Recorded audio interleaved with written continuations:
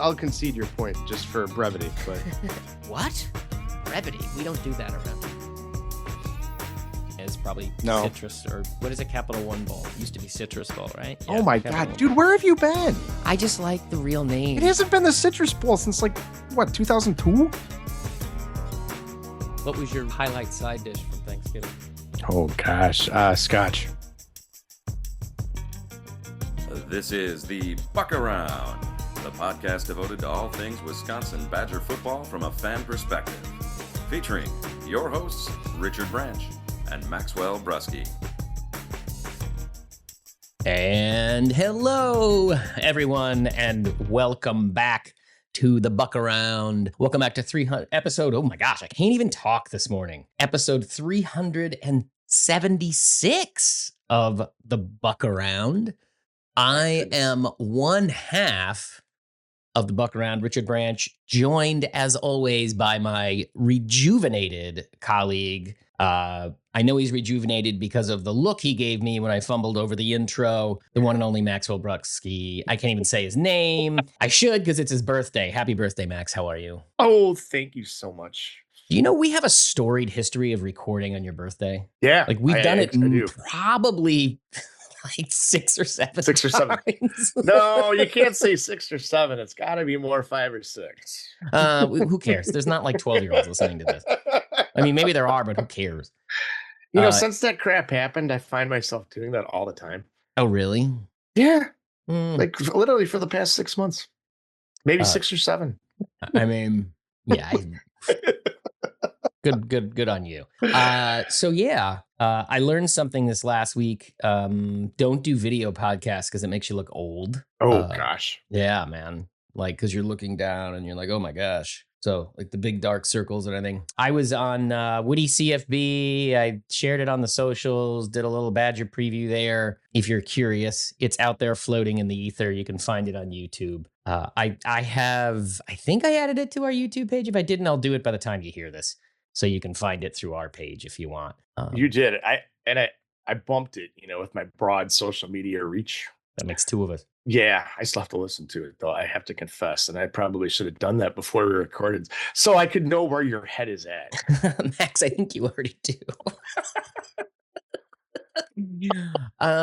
So yeah, it's Tuesday, March 17th. Spring practice starts in 2 days, and this is not our spring practice preview episode, as we discussed before we hit the big red button. We're just going to talk a little bit of Badger stuff that has happened because we like to look back more than look ahead at this point. Because as we talked about, spring practice is now totally different in the portal era than it used to be, as you have less of an idea of who you're looking to percolate up. Like you have a few obvious guys, like if Marvin Burks isn't the starting safety, those are red flags. Or I can't think of his name, the corner they brought in from Arizona State, like if Usama isn't, like if Sama isn't at the top of the running back room, like those kinds of things are your red flags. But aside from that, like you don't know what the rest of those, 30 odd guys are in their plans, and you're kind of guessing. But for us, I don't know how useful that is to say, like, well, I'm trying to figure out which of the 57 offensive linemen they brought in are going to boil to the top. Well, so is everybody else. So looking at spring practice that way, sort of the proverbial 5 things to watch, you and I have said, I think now for 2, I think we said the same thing last year. It's like, it's not a useful exercise to learn much. It's not. And I know, like, it's not, I feel like I'm stealing it almost, but, just go back to that major league line, Who are these guys? Who the F are these guys? Yeah. So I think we have to see them out there a little bit, or get reports on them out there a little bit to sort of see what everything is. But so anyways, let's leave it at that. Let's move on to what we did want to talk about, because I do think there were things for me, little bits and pieces of media information we got from people that were notable things. And the big one for me I want to start out with is Fickells talking about the offensive line. And I guess it was tied to the non-renewal of AJ Blazek and the hire of Eric Mateos, and partly why that happened and what their new philosophy is and things like that. And how I was like, oh, okay. Because I don't know, it kind of caught me by attention. It caught my attention. So I have 2 quotes. Oh, all right. You have 2 Yeah. quotes, but we started talking and I was showing off my birthday gift from my wife, and I thought it was a very good contrast, and it kind of led us, is a good, I guess, transition or intro. And I finally got my Greg Gard Silent Assassin t-shirt. Suitable Happy birthday, for Max. Suitable for casual Fridays at the office, for the record. Definitely suitable for casual Fridays, especially this Friday. I mean, they'll have already played because it's Thursday, but nevertheless. And I said to my wife, life is really good when you like your team's coach. and I know Guard's been polarizing from time to time. But the first thing you said to me was, yeah, it's an interesting contrast with one guy who realizes, oh, you know what? We've got to change some stuff around, and then goes and executes. Right. And executes at a pretty high level. Now, I mean, fine, this will be, if they get to the Sweet 16, which I think there's a good chance it'll be the first time in 10 years. Okay. All right. But it's not like they haven't had success. Okay. And we were going to talk about offensive line. And I think for us, that was one of the main topics that we had last year through the season of what in the hell are you doing? What is the plan? Right. There's no coherence. And you're playing, it was like 2015, but worse, with guys that simply were not ready to play at this level. They might be good. And they did unhire, non-renew, unhire. It's a good way to put it. The previous offensive line coach and replaced him with a new one, which is interesting. You always like to check out the social media from coaches, maybe even have prop bets on their tweets. And Eric Mateos is pretty active. Yeah. Eric Mateos likes to tweet. That's for sure. Yeah. I mean, if we had a prop bet, it would be like over under 100 tweets through the season. Yeah. He's not definitely we're setting the over under at 1. Yeah. Well, who's counting it? That's a hard problem. That's not me. So anyways, I mean, I kind of botched the transition there. No, you didn't. That was the transition, but I think it's a really good point. So let's go back to the quotes from the man himself. Yeah, Fickel had 2 quotes in this. I think he did immediately for everybody. But the Poole quote I thought was interesting, and I've cleaned it up a little bit just for talking because sometimes the transcription makes it funky. But he had 2 things that jumped out to me. And Fickel said, it's one of the mistakes maybe you might say we've made here. Having the philosophy in my mind that you didn't want to go into the portal for offensive linemen. This offensive line driven school and program and the history, and it's all about development at that position. And we were to stick to that tradition on that side of things. And that's what has been so great here. So the idea like, quote, hey, we're going to take transfers. We're going to take those young guys. We're going to develop them. Sorry, we're not going to take transfers. We're going to take young guys. We're going to develop them. They're going to be our guys. Hurt us in a lot of ways. Blazek got caught a little bit in that philosophy of me saying to develop from within. Unfortunately, when you get injuries and you've got young guys, they're not developed enough and not ready enough, and what that reflects back on is the guy that's in that room. You also recognize we're going to need to revamp that room, and we're going to need a lot of guys. The coaches that have been here are only connected to the guys that we've recruited or the guys that we have on our team. And so some of that is we need somebody, some other things that give us a chance to be connected with other places. There was a lot in that quote for me. Yeah, there's a lot in there. Like a lot. And I was like, what? It was very revealing for Fickel, I guess. Like the first one to me that kind of blows my mind. I don't know how much of it is a softball. It's like him, you always say the coach was great, but the Blazek thing where he's like, we let him go because we needed to bring in a coach who could reach out to other transfers. Like the whole thing where it's like, well, Blazek doesn't have a network to bring in portal guys, right? So we bring in a new guy, which I guess you could say translates a bit because they brought is it 1 or 2 from Arkansas? 1 from Arkansas plus the 1 from Oklahoma State. I know off the top of my head, and I think there's not important, but guys from other areas in the country that presumably Mateos had some kind of connection to is part of the conversation. Yeah, there's 1 from Arkansas. Yeah, I mean he's going to start. But there's I think 2 or 3 other ones that he either recruited or there's relationships there. Yeah. Yeah. So the body from Oklahoma State, the guy that the center who Kawecki, I couldn't think of his name. Sorry, everybody. Not enough coffee this morning. I think you can as close to Sharpie in a starter at center as him. And the left guard, again, why I'm blanking this morning, but bear with me, everybody. The guard from Arkansas who played last year, kind of the way Haywood did last year, he's going to start. I mean, I have a hard time believing he's coming in not to start. So I guess there's that part of it. So you're like, okay. So that to me is like the second tier level of this, which is like, well, we need bodies. The other one that the lesson to me, like the bigger one to me, is what the lesson was from last year, which was in Fickells' mind. He said, look, we were doing this thing where we're bringing in freshmen, which I kind of always thought made sense. It was like bring 5 guys a year and let them attrite effectively, and 2 percolate up and hang around, and the rest go on their merry way, or, stay as a reserve rotational if they really want to, blah, blah, blah, blah, blah. And you just do 5 a year, and then you ladder your scholarships and off you go. That seemed like it kind of made sense. And it's just that you got to the point where you were dipping in that well earlier than you planned, which is okay. That sucks, but it was what it was. But the part that confused me was the lesson there was not, oh man, like we needed another year to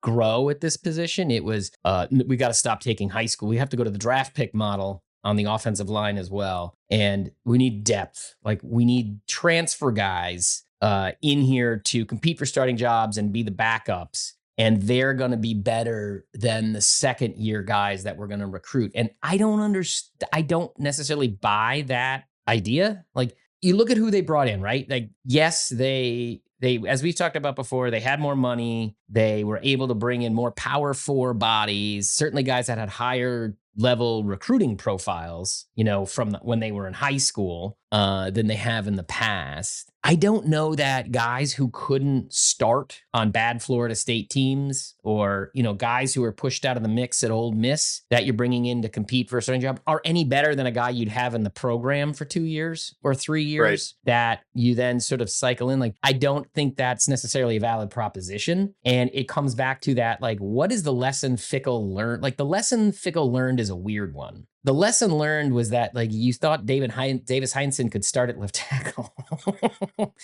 and it took you 45 snaps to realize that after 15 practices of thinking that was the best way to go about things. Like, you took the wrong lesson. The lesson wasn't where the distribution of experience was on your team, because it was about to bear fruit. The lesson was you misevaluated, and figure out what your misevaluation was. And if you want to claim this is language cleaning that up, talking about Blazek and needing new guys, maybe it is, but I don't, at this point, Fickell doesn't get the benefit of it. Like other coaches in the past, I would have just said, yeah, that's just them cleaning up on the way out. I don't actually buy that. And it's like, it's always, Fickell's thing is always, it seems like a super overreactive swing about the last bad thing that happened. And that's what this feels like. It's like the draft picks in the recruiting class. It's all, here we go again. I could not agree more. And it fits into the continuing theme of it's Luke's journey, and we're all on it. It is the learning journey. Right? But the other thing about it, and I know he's not paid to be a PR man or a trial lawyer, or he's not Steve Spurrier, but man, like for him, like articulating this stuff is so difficult, because it's like half coach speak. It's half, I'm trying to be honest in the best way I can, but I'm really not good at guarding, at explaining things in guarded language, or, some of it's transparent of, yeah, I screwed up. It's really hard to tell. And I think, and at the end of the day, it comes off just like you said. And it's not just, it's overreactive. Yeah. Like it's ad hoc. It's just always ad hoc. Everything is always ad hoc. I don't know. What really ticks me off about the whole thing too, is that at least when he came in, I thought he would be good in the transfer portal era. And you can tell, like, in the other part of that thing too, is like this tradition thing. His boss is a Wisconsin offensive lineman, right? Mm-hmm.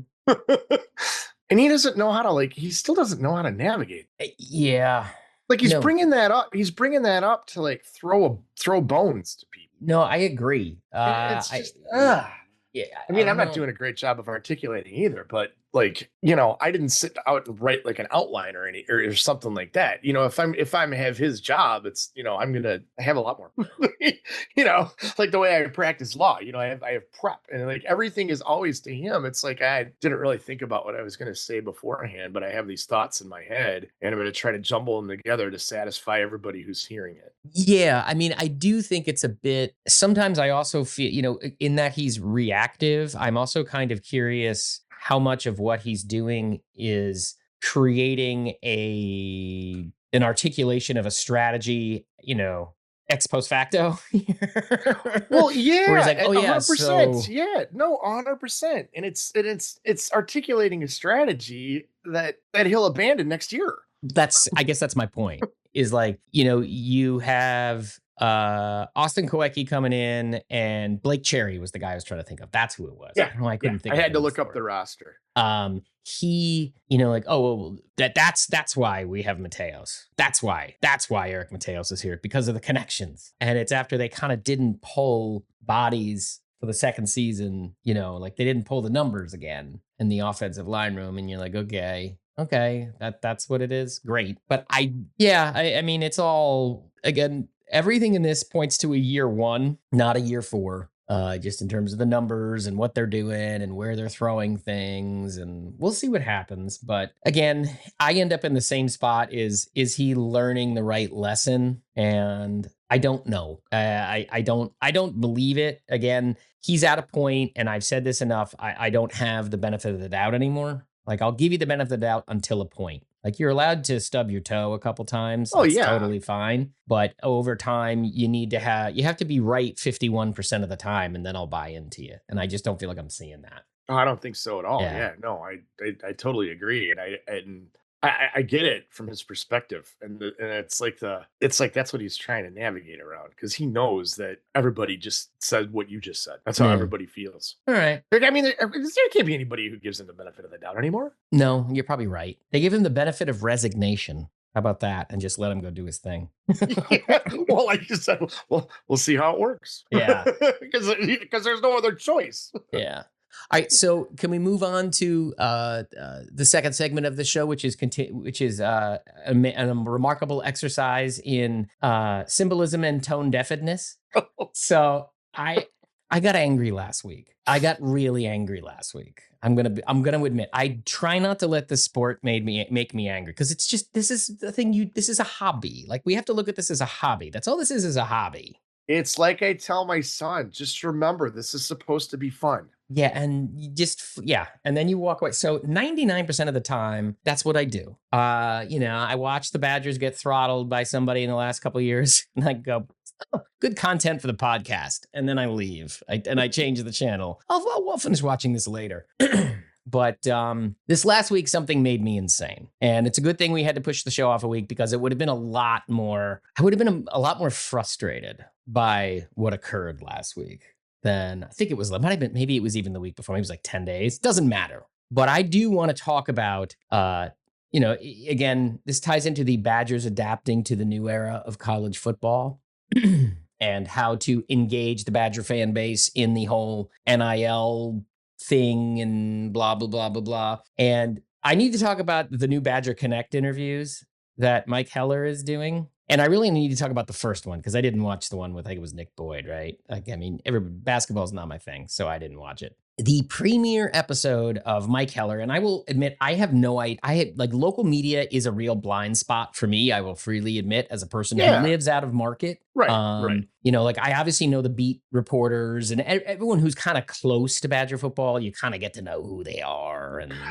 familiar and with Heller too. He's been more of a media personality type of person, rather than, you know, he's not a beat reporter. Right. But I mean, like, radio people, I don't know. It's just not something that, and if you, and I'm kind of out of market too. Yeah. But, you know, obviously I grew up there, so I still have a handle on what the TV and radio is. But it's always interesting to see the media personality versus the beat reporter, in what, because it's more sound bites, or right. It's, you know what I mean? You're on TV and it's radio, and you have 3 minutes to communicate to the broadest audience, and the casual fan, and the people who our end of the tradition. Yeah, it's very interesting to me because, the only time I ever really have contact with them, like my only touch point is when I'm watching coach availabilities, and then you get a voice. You're like, I've never heard this voice. Like, who's this voice? And they're like, Coach Fickel, what's it? Are you feeling good about the season? They ask a question like that. And you're like, dude, we only got 15 minutes of these guys and we're going to take 2 minutes of that. And they're like, yes, I feel good about the season. And then I realized like, oh, that's for, NBC 30's broadcast tonight. Yeah, like, exactly. That's to your point. It's a different role. It's just it's a different role. That's right. So Badger Connect announced Mike Heller was coming in to do this new podcast series. And his premiere episode is an interview with Luke Fickel and Amy Fickel. So Luke and his wife, Amy. And you're like, okay, interview with Luke Fickel makes sense. But then we're going to interview Amy Fickel too. Okay. All right. Like that's usually the thing you do when they're hired. Like I remember Jim Polzine doing the whole interview with her about her, I don't know, Pilates studio or whatever she does, Barre studio. Yeah. And I'm like, okay, this is not like a year 4. Like the thing that, again, this is no knock on Mike. I really don't know Mike Heller from a hole in the wall, but I don't get, like, it's remarkably tone deaf to me to do this kind of interview in year 4 when you're 17 and 20 in your stretch as a head coach. And you're like, this thing feels like it's circling the drain. Like, I don't get it. Well, the question he would ask would be like, so Amy, what's it like when Luke comes home on a Saturday after the team loses 37-0 to Iowa, after he put all this into Iowa? What's he like when he comes home? There was a version of that question, but it was a lot easier. It was like, does he take losses hard? But before we get to that, so like my problem is like, there's 2 layers to this. One, which is, it just made me angry because I'm like, that was the noise I was making as I saw, like, it really this doesn't happen very often, but I'm like, what are they doing? This is maddening. This is insane. But the symbolism of the interview is amazing because if you watch it, they are sitting in their like, they have their big vaulted ceiling kitchen and they're in the, sort of like the dining area off the open concept kitchen that has the island and blah, blah, blah, blah, blah. They have no furniture in their house. They have this massive home and they're sitting in like 3 wingback chairs in this huge empty space because I don't think they have any furniture in their home yet. It's very symbolic of the Luke Fickel era. But like, didn't even have like a wine cooler. Like, no, there's no wine fridge on a sidebar.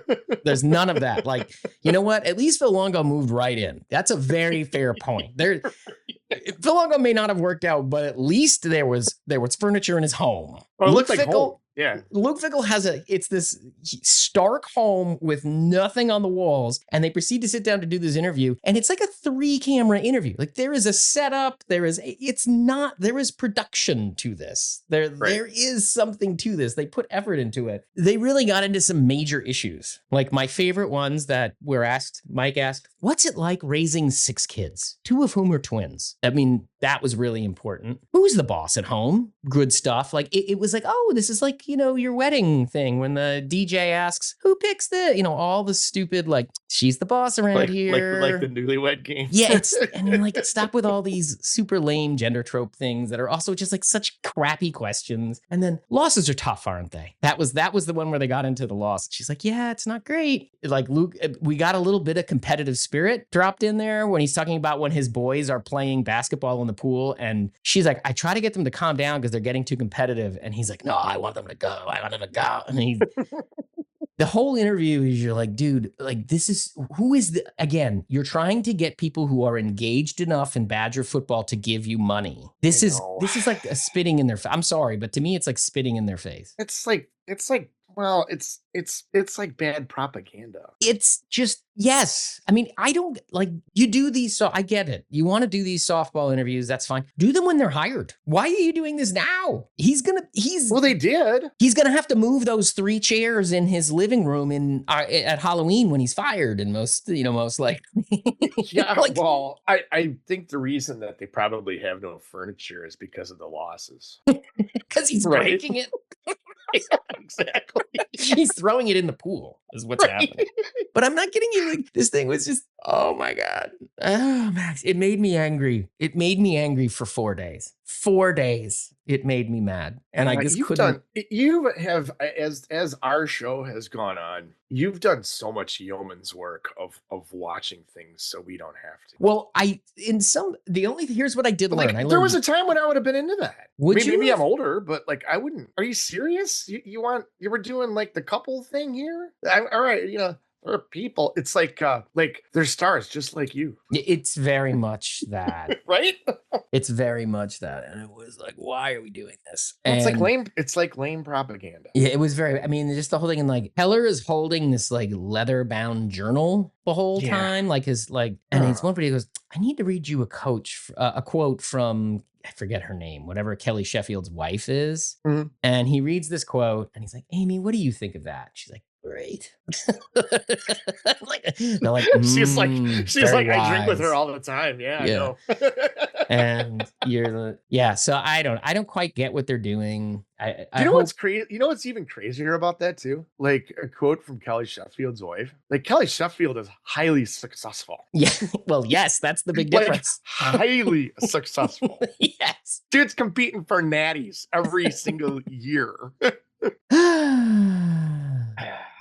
So I don't know. It was I'm again the bigger picture of it. I can't let the one interview kill me. I'm just more like I don't get what the strategy is for this thing. Well, no, that's what it is. It's bad propaganda. No, but who is it appealing to? People's intelligence. That's my point. Like, how is this helping? Who? Well, not us. If you're not the kids. No, but okay. But I'm asking a serious question. Like, if you're the person putting this together, who is this designed to appeal to? Right? Because this is something you're trying to get someone to give you money. The radio and TV market. And you think this is going to get them to it's just like there's that many. I'm asking a serious question. Is there a lot of people who are sort of in that orbit who are, very much arm's length Badger fans who this would entice them to sign up?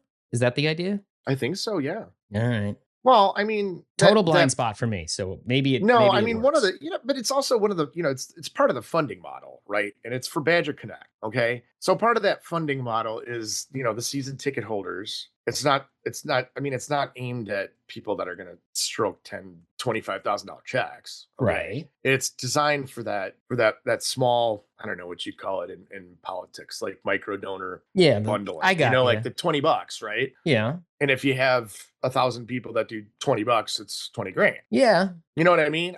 That's what it's for. Other that, I guess, no, I think that's a very good way to put it. And I guess my question is, how big is I guess that's the model, and he's going to bring in more of those people who otherwise weren't there. Correct. The one thing that's weird about it though, and no, and I think it's why I don't know if that answer is unavailing or just invites more questions, but it's more right. Today's my 53rd birthday. Okay. And I graduated from Wisconsin in 95. My kids are like Coach Fickells' kids' age. I think it would probably be like I would be the target demographic. Right. Okay. Not Maxwell Brusky, co-host of the Buck Around, college football junkie, program follower person. It's more of the people like, some of my friends that don't follow it that closely, but are happy to go to a game once every couple of years. And Max, how the Badgers going to be this year? I think that's who it's for. And I mean, the people older than me and the people in the other demographics, they're still in the radio and TV milieu. I mean, our audience is pretty broad age wise, but like on the upper end age demographic and the, people that are in their 60s, 70s, which we have, that are in our audience. There's people out there. It's the casual fan version of that. That's all I can say, because those are the people that did buy season tickets in the past, and they haven't been. Right. And they haven't been able to give them to their kids because they're not interested. Maybe they're moved away or whatever. But That's who I think it's for. I mean, Okay. it's for Badger Connect. I mean, Badger Connect is it's to propagandize the program. I don't know. That's not the right word, but you know what I mean. It's definitely for, the visibility, or to get the visibility out there. And I think, one of the ways to do that, especially in our, 2026 modern era, is to humanize the people like that. Fair They're enough. stars just like you. And that's kind of always been out there. And when you can't sell greatness like you could in the past, I think it's quote, like, tried and true. Yeah. But there's also just a generational shift. Because I don't know if the younger part of our audience has anything to do with that, right? I guess my point is more, so like they're putting this at, like, Jesse is behind the paywall. Unless you Correct. see like the teaser video on social media, like all those interviews that Jesse Temple does are behind the paywall. This is the front door. They're putting this outside of it. Like, you don't have to be a Badger Connect subscriber, member, whatever they're calling it, to see it. And I guess I am just curious, like, if this is something, this is designed to motivate you to sign up. And if you are that casual fan, I guess that's the value part. We'll see how it works. I'm just trying to figure out how it's felt that this is going to do that. Like the Nick Boyd interview, I get. That's where you should be leaning. You shouldn't be talking about Amy's barre class. Sorry. Anyways, we've made our point and I'm belaboring it.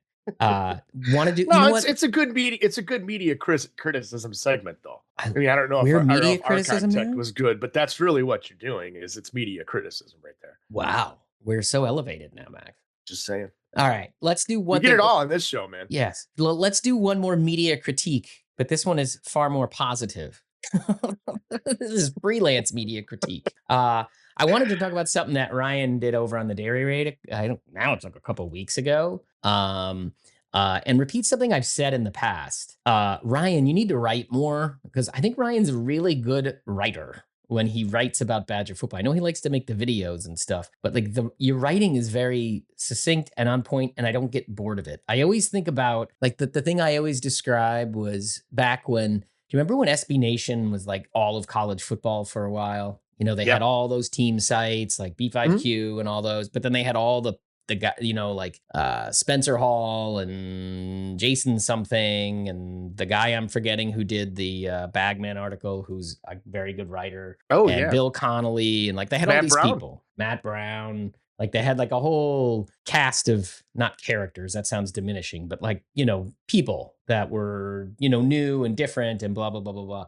Well, I just remember one of them was Spencer Hall, and he had that blog called Every Day Should Be Saturday. And I remember one day I look at my social media feed and it's like, oh, I mean, this is just shocking. What an amazing article on Every Day Should Be, like Spencer's, what an amazing article, and and all these people. And so I'm like, oh, I better go read this thing. And I start to read it, and it's like, it's talking about Freebird and like breaking down the lyrics of Freebird. And I got like 300 words in. I'm like, I don't care about this. I'm out. And so then a month later, I'm like, why am I not hearing about them anymore? Like, that was such a big blog in the time. It was, And it's like, oh, because I didn't get through the first 2,000 words that were the breakdown of Freebird, where he then said that, he was interpreting the lyrics to explain why he was shutting down Every Day Should Be Saturday. It was because he just kept rambling in the beginning and never got to the point. I was like, oh, that's why that was such an important article, people. I couldn't get that far. I guess it's my ADHD. But Ryan, this comes full circle to Ryan gets right to the point, is very succinct, does not waste a word in his writing. And I think that's like a very hard thing to do and a great skill. So you should go, whenever Ryan posts something on, I guess it's on no, it's not on Patreon. It's on Substack. You should go read it. It's good. Like, it's to the point. But he had a very good way looking at this team in the way that you and I have talked about in the past. We always talked about, like, well, you got to remember, Alvarez and Bielema and Fickells, and Christ were all guys who basically, won the games they should and then split, their ranked team. That was the way I always came down to it. It was like Alvarez won about 48% of his games against ranked teams from 93 on. Bielema through his entire tenure, because he inherited a good team. Why you don't cut out the early ones. Basically the same thing. Christ was slightly better. I think he was just over 50%, but it was like, that's how they do it. And that's how you build the Badgers out. And Ryan, I thought, just did almost like, I think, a better way of looking at it, where he just said they have two things. They have gimmies and games. And gimmies were non-power 4 opponents and conference opponents with losing records and losing conference records. And then games were Power 4/Power 5 opponents who had a 500 plus record in conference play, or a non-conference opponent that, I forget what the other rule was, but not important. You get the idea. Mm-hmm. He talked about Christ from 2015 to 2022 was 44-3 in gimme games.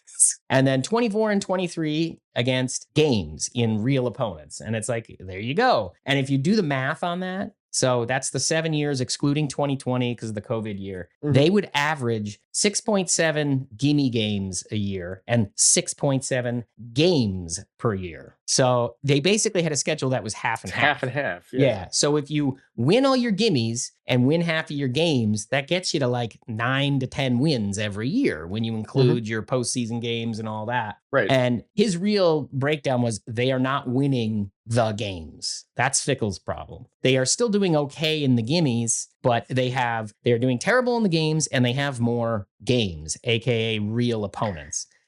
They did the last 2 years. Yeah. I mean, he framed it as a Big Ten West thing, which I know got me some pushback for some reason. I forget who did, but I don't really care how you want to characterize it, but just like using that basic framework, which is, what these teams look like. When you have a team with a pulse, they haven't done well. So, using that framework, it made me look again at this year's schedule, because you and I talked about it, right? And we're like, 9 wins, right? 8 wins, 9 wins. Like, why aren't you getting there? But the thing that kind of gave me pause after reading what Ryan wrote, that I was thinking about was, is 8 wins or like 7 wins keeps his job? Don't you think? He goes 7-5, he's not fired, and this thing limps along. I think so. Yeah, I think so. 8 wins, he's solidly safe.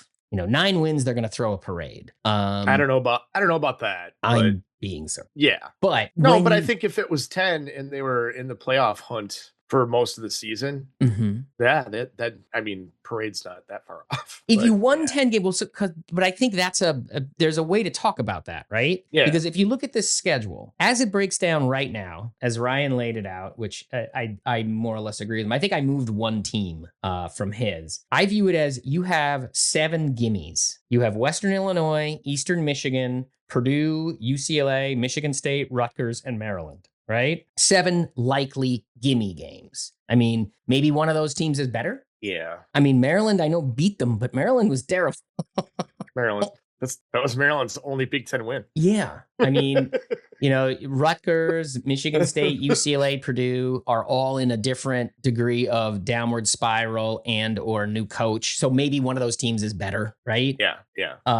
And then you have 5 games: Notre Dame, Iowa, USC, Penn State, Minnesota. Maybe Penn State is bad. Maybe Minnesota, maybe one of those teams gets swapped. Like you put one into the gimme and one from the gimme into the game. But either way, I think you're looking at a 7-5-ish split. I think that's accurate. Yeah. If he goes 7-5 and just wins the gimmies, it's just masking the same problem, right? Well, the way you just kind of broke it down there too. If it's 7-5 based on that breakdown, means the trophy case is still empty. Right. Yet again. Yet again. And is that progress, right? And you might have Minnesota at home, but you have Iowa on road. So, but if it's a Minnesota win and a Rutgers loss, let's say, right? Like you swap those two. The 7-5 looks a little better. But it's still if it's still all gimme games, I'm not even going to care about the trophy case. Trophy case is a sentimental thing. I'm trying to be like, it is. If I just look at this team, I'm trying to give myself a flat, objective way to measure this team.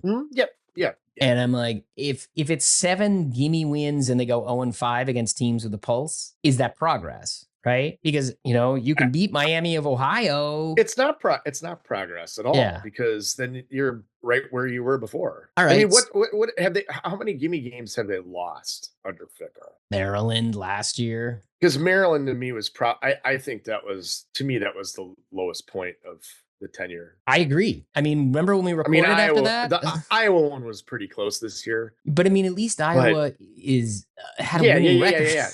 No, I know, but it's 37-0 at home. But I mean, that stretch right there, that was really the beginning of that. Those to me are the lowest points. I mean, I guess I just sit here thinking about it. It's like, what else could it be? Could it be the Nebraska 24? I mean, Nebraska when they scored 44 points on them? Probably not. No, I think you're right. That has to be the lowest point. Nebraska did go to a bowl too. I mean, it wasn't, Yeah. and it was on the road and blah blah blah. That has to be it. I mean, I think you're right. I think that to me is, I know it won't be for other people because people still don't really care about Maryland. They still look at them as interlopers or whatever, but I do. I care about that one. As interlopers or care? They're still interlopers. Oh, okay. They're still an ACC team to me.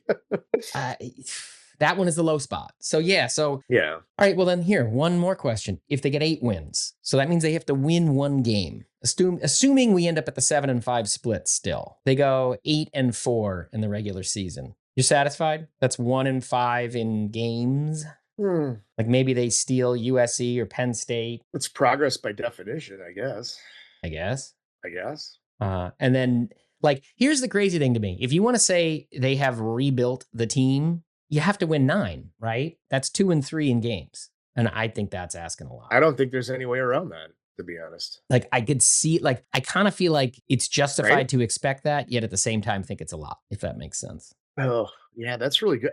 How many games have? I mean, Washington. I have to go back and pull up the article, but Washington and Illinois, sir. I'd have to go back and pull it up. I don't have the full article. No. The fact that you have to go back and pull it up is that's pretty bad. Well, yeah. I mean, what's his signature wins? It's going to be the Washington game, right? Which, again, it's not taking anything away from it. It's Illinois, it's Washington, right? Because did Washington have a winning conference record? Yeah, they did. They were both 5-4. But those are his 2 wins. And then he lost. They were ranked. Yeah. Alabama, Michigan, Iowa, Ohio State, Oregon, Indiana. So he was, 2-7. Because Minnesota had a record and a conference record. So it's 2-7 would extrapolate to, again, that gets you that's basically the 1-4, right? More or less. So if you go 8-4, you can argue it's more or less the same team. Assuming you don't drop, if you win all the gimmies, I guess, because Maryland was a gimme loss. That's your argument. If you want to argue for, I guess you could argue 7-5 would be progress if you're winning all the gimmies, because they didn't win all the gimmies last year, but then you're giving up 2 signature wins, to put air quotes around them. Yeah. But you need 8 or 9 to say like he's fully back and built in year 4. Yeah. I think you're right. It would be nice in some of the gimmies too, which I don't think is really happened, other than what was it, Rutgers and Middle Tennessee State. I mean, that was the fun part of Chris Bielema and Alvarez is that's on the gimme games, and Gary Anderson too. Like they beat the snot out of them. They're putting 50 up. And it's like, what were the first 2 games of Anderson? They were like 44-0 and 52-0 or something like that. Yeah.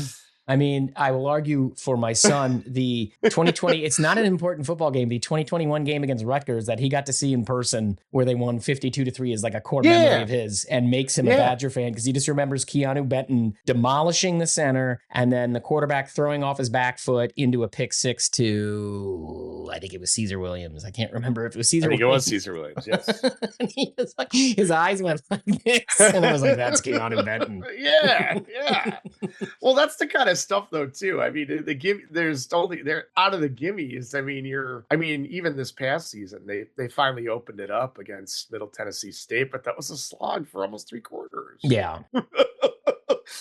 Or Buffalo last year, right? So, yep. All right. So I think we're good. On that note, we're good. Hey, so everybody knows we did a little schedule talk before.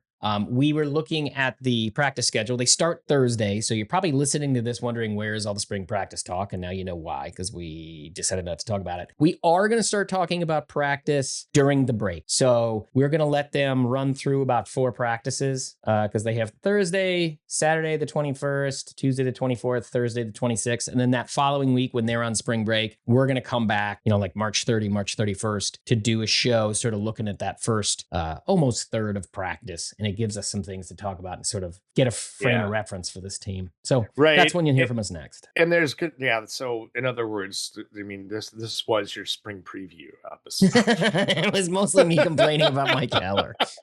No, that's God. It's true though. I mean, back in the day, you'd do like position preview and what 5 things are you looking for and all that stuff, and it seems almost beside the point in the transfer portal era.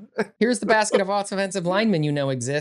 I have no idea who's going to start. The Ryan Anderson inspired analysis you just did, that's like your spring preview right there. because none of this crap matters until then. It's not. I guess. Yeah, but back in the day, we'd be looking at, okay, 10 or 11 win season potentially, right? Is this roster set to make a run to the Rose Bowl? It's not even that. I think it's more you were dealing with a roster that had, like, here's one concrete thing I can do is say, is Raphael Dunn going to play at all in spring? Like, because what's the deal? Because, like, that's a guy that's been around. I understand what they think he was supposed to be. Like, he was a big, tall, big-bodied safety who they could use down in the box. Like, are they going to find a way to get him on the field this year? But these other guys, again, aside from, unless you're bringing in a power 4 starter like Marvin, like I get Burks is starting. So it's like, what is everything else around him? You know? Right. Yeah. Is Matt Young pushed into more of a complementary third safety role, or are they still going to be asking a lot of him? Like, those are the things that I would be looking at. But, you know, there's other position groups it's a lot less clear. Like, what's going on with the cornerbacks? Can we figure out what the deal is there? Like, you got one starter, and then what's how did the Kai Bates and look like? Yeah, all those guys work. But it's all, I feel like there's a lot less of a basis of knowledge to work from. Because at least in the past, you know, you'd be like, well, I knew that guy played on special teams last year, or, you know, this or that, but half the roster's turned over. So it makes it much more of progressions. Yeah, there's no progression to track, to your point. So anyways, we'll be back in a couple weeks. And I think on that note, Max, until the next time. Until the next time in March Madness. Yes, enjoy, everybody. Enjoy the conversation? Head on over to buckaroundpodcast.com to find all the ways to connect with the show, links to our Patreon page, and feeds for every major podcasting platform. We want to thank each and every one of our patrons. You make this podcast possible. This has been The Buck Around, Badger football analysis from a fan perspective.